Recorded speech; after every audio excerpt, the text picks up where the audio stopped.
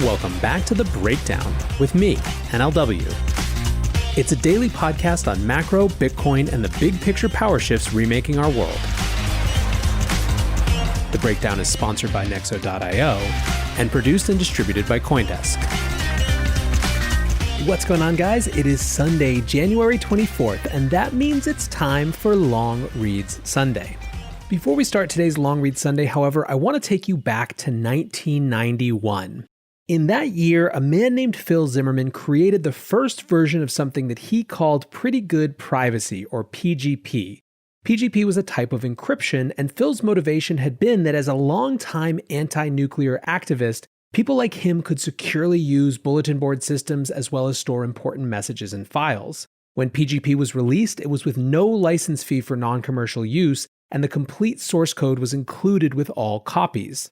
This quickly found its way onto the internet with some interesting consequences. In February of 1993, Zimmermann became the target of a criminal investigation by the US government for exporting munitions without a license. This sort of encryption was at the time considered munitions, and the penalties for this sort of export were, as you might imagine, pretty big. This began what became known as the Crypto Wars, a series of battles throughout the 1990s where cypherpunks and their allies fought to keep this sort of privacy technology easily available.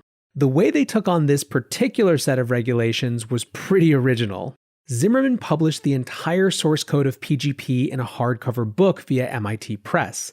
This was distributed and sold widely, and basically anyone with the book then had the code.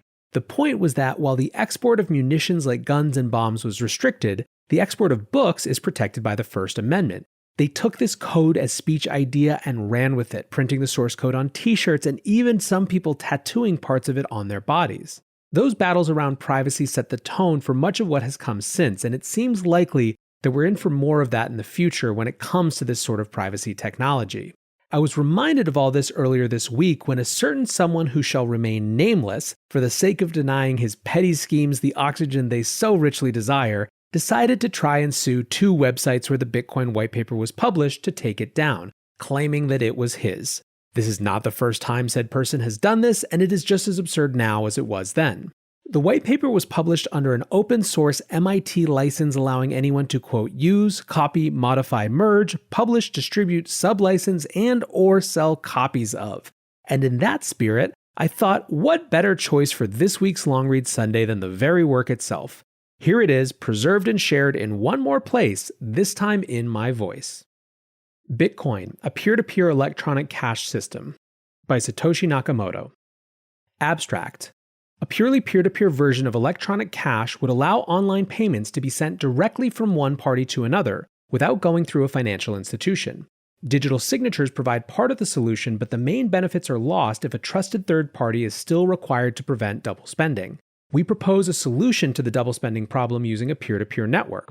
The network timestamps transactions by hashing them into an ongoing chain of hash-based proof of work, forming a record that cannot be changed without redoing the proof of work. The longest chain not only serves as proof of the sequence of events witnessed, but proof that it came from the largest pool of CPU power. As long as a majority of CPU power is controlled by nodes that are not cooperating to attack the network, they'll generate the longest chain and outpace attackers. The network itself requires minimal structure. Messages are broadcast on a best effort basis, and nodes can leave and rejoin the network at will, accepting the longest proof of work chain as proof of what happened while they were gone. Introduction. Commerce on the internet has come to rely almost exclusively on financial institutions serving as trusted third parties to process electronic payments. While the system works well enough for most transactions, it still suffers from the inherent weaknesses of the trust-based model. Completely non-reversible transactions are not really possible, since financial institutions cannot avoid mediating disputes. The cost of mediation increases transaction costs, limiting the minimum practical transaction size and cutting off the possibility for small casual transactions. And there is a broader cost in the loss of ability to make non-reversible payments for non-reversible services. With the possibility of reversal, the need for trust spreads. Merchants must be wary of their customers, hassling them for more information than they would otherwise need. A certain percentage of fraud is accepted as unavoidable. These costs and payment uncertainties can be avoided in person by using physical currency, but no mechanism exists to make payments over a communication channel without a trusted party. What is needed is an electronic payment system based on cryptographic proof instead of trust. allowing any two willing parties to transact directly with each other without the need for a trusted third party. Transactions that are computationally impractical to reverse would protect sellers from fraud, and routine escrow mechanisms could easily be implemented to protect buyers. In this paper, we propose a solution to the double spending problem, using a peer-to-peer distributed timestamp server to generate computational proof of the chronological order of transactions. The system is secure as long as honest nodes collectively control more CPU power than any cooperating group of attacker nodes. 2. Transactions. We define an electronic coin as a chain of digital signatures. Each owner transfers the coin to the next by digitally signing a hash of the previous transaction and the public key of the next owner and adding these to the end of the coin. A payee can verify the signatures to verify the chain of ownership. The problem, of course, is that the payee can't verify that one of the owners did not double spend the coin. A common solution is to introduce a trusted central authority, or mint, that checks every transaction for double spending. After each transaction, the coin must be returned to the mint to issue a new coin, and only coins issued directly from the mint are trusted not to be double spent. The problem with this solution is that the fate of the entire money system depends on the company running the mint, with every transaction having to go through them, just like a bank. We need a way for the payee to know that the previous owners did not sign any earlier transactions. For our purposes, the earliest transaction is the one that counts, so we don't care about later attempts to double spend. The only way to confirm the absence of a transaction is to be aware of all transactions. In the mint-based model, the mint was aware of all transactions and decided which arrived first. To accomplish this without a trusted party, transactions must be publicly announced, and we need a system for participants to agree on a single history of the order in which they were received. The payee needs proof that at the time of each transaction, the majority of nodes agreed it was the first received. 3. Timestamp server. The solution we propose begins with a timestamp server.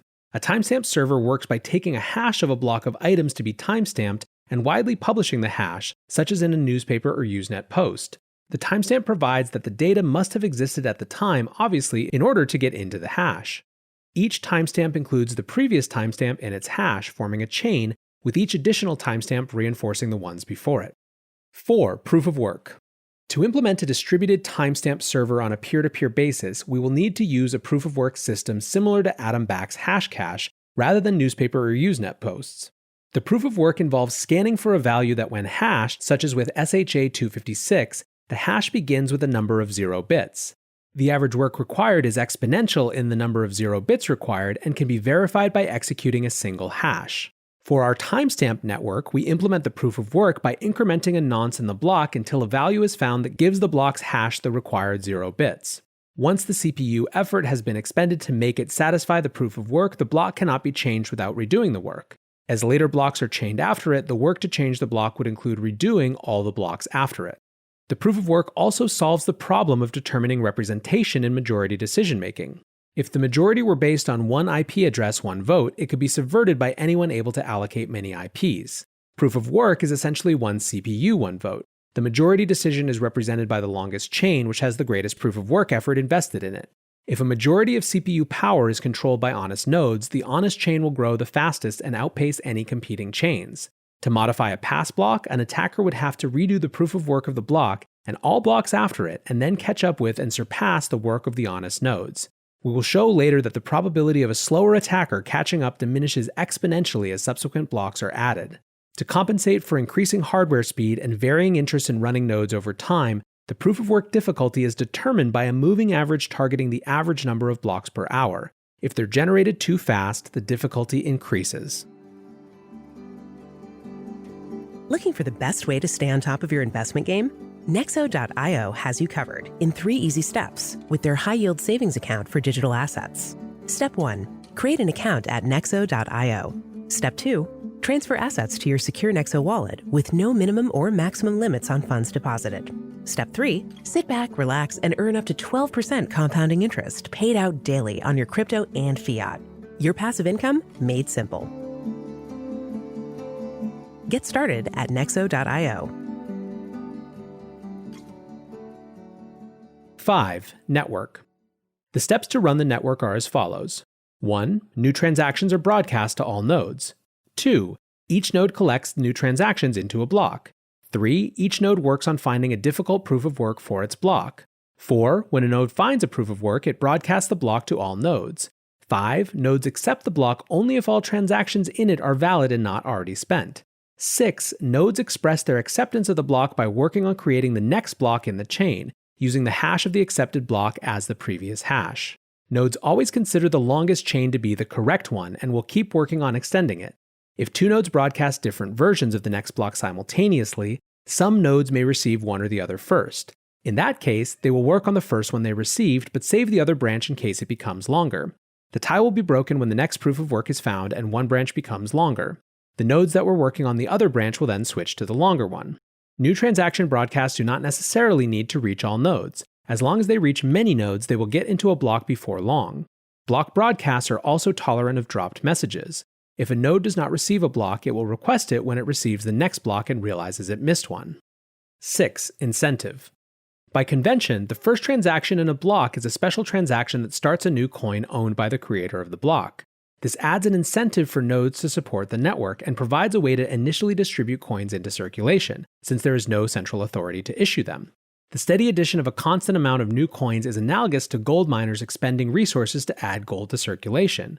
In our case, it is CPU time and electricity that is expended. The incentive can also be funded with transaction fees. If the output value of a transaction is less than its input value, the difference is a transaction fee that is added to the incentive value of the block containing the transaction. Once a predetermined number of coins have entered circulation, the incentive can transition entirely to transaction fees and be completely inflation-free. The incentive may help encourage nodes to stay honest. If a greedy attacker is able to assemble more CPU power than all the honest nodes, he would have to choose between using it to defraud people by stealing back his payments or using it to generate new coins. He ought to find it more profitable to play by the rules, such rules that favor him with more new coins than everyone else combined, than to undermine the system and the validity of his own wealth. 7. Reclaiming disk space. Once the latest transaction in a coin is buried under enough blocks, the spent transactions before it can be discarded to save disk space.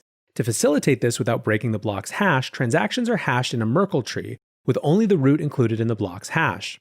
Old blocks can then be compacted by stubbing off branches of the tree.